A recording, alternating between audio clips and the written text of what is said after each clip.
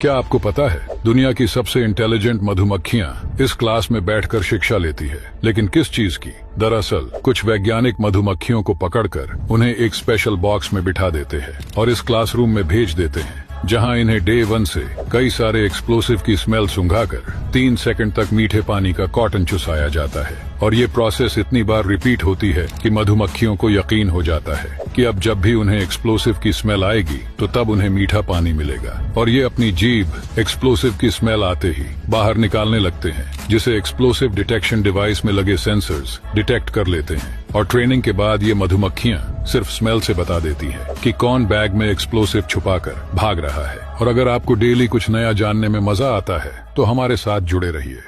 आज के समय हमारे पास ऐसे ऐसे शिप्स है जो कि आइस से डैमेज नहीं बल्कि आइस को ही तोड़ डालते हैं, जिन्हें आइस ब्रेकर शिप्स कहा जाता है। लेकिन अनसिंकेबल टाइटैनिक के साथ ऐसा क्या हुआ था? अगर आप कहेंगे आइसबर्ग की गलती थी तो ये इतना आसान नहीं है, क्योंकि टाइटैनिक से भी पहले कई सारे शिप्स आइसबर्ग से डैमेज हुए थे, लेकिन उनमें इतना बड़ा हादसा और 1500 से भी ज्यादा लोगों की मौत नहीं हुई। दरअसल टाइटैनिक डूबने के पीछे मेनली 3 रीजन थे। पहली थी कैप्टन की गलती और दूसरा था करप्शन, क्योंकि टाइटैनिक को जोड़ने के लिए लो ग्रेड अलॉय का इस्तेमाल किया गया था, जिस वजह से टाइटैनिक बर्फीले पानी में आइसबर्ग से टकराते ही उसके रिवेट्स तुरंत ही टूट गए। और अगली गलती थी रूल्स का ना होना, क्योंकि जब टाइटैनिक ने पास वाले शिप पे SOS भेजा तो तब वहां का ऑपरेटर सोया हुआ था। ऐसा इसलिए क्योंकि उस वक्त 24/7 का रूल नहीं था, और टाइटैनिक में लाइफ बोट्स भी आधी से कम थी, क्योंकि अगर ये पैसेंजर्स जितनी ही लाइफ बोट रख लेते तो ज्यादातर लोग बच जाते।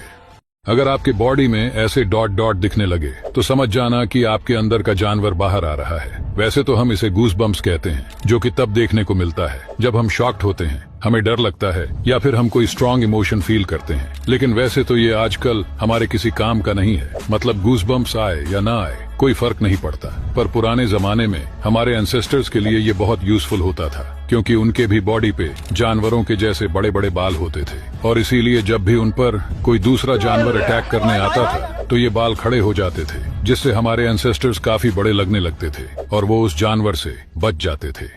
अक्सर छाला देखकर हमारा मन करता है कि उसे फोड़ दे, लेकिन डॉक्टर्स कहते हैं कि नहीं फोड़ना चाहिए। मगर इस वीडियो में तो डॉक्टर ने जानबूझकर छाला को फोड़ दिया। लेकिन क्यों? दरअसल जब कभी हमारे किसी ऐसी जगह पर छाला हो जाता है जहां उसके अनजाने में खुद से फूटने के चांसेस होते हैं, और वो बड़ा भी बहुत ज्यादा होता है, तो ऐसे सिचुएशन में कहीं वो गलती से फूटकर कोई इन्फेक्शन वगैरह न कर दे। इसीलिए उससे बचने के लिए कभी कभार मजबूरी में डॉक्टर्स को ऐसे छालों को फोड़ना पड़ता है। और अगर आपको डेली कुछ नया जानने में मजा आता है तो हमसे जुड़े जरूर।